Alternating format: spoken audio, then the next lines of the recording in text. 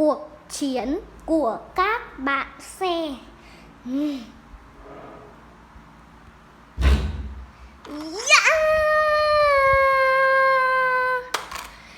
Yeah!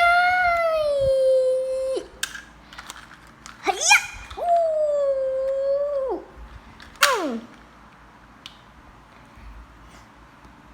Các cậu đã sẵn sàng chưa? Sẵn sàng rồi. Chúng ta đi thôi. Chúng ta có nhiệm vụ phải giải cứu. Đúng vậy. Yeah! Đi nào. Chúng ta cần đi lối này.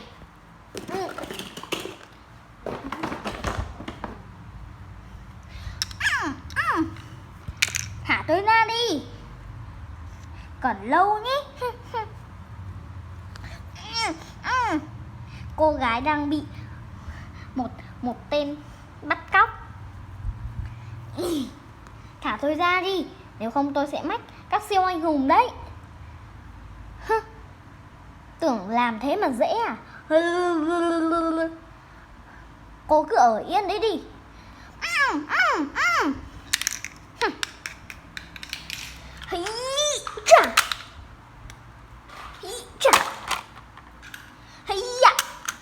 Chúng tôi đến để giải cứu bạn đây.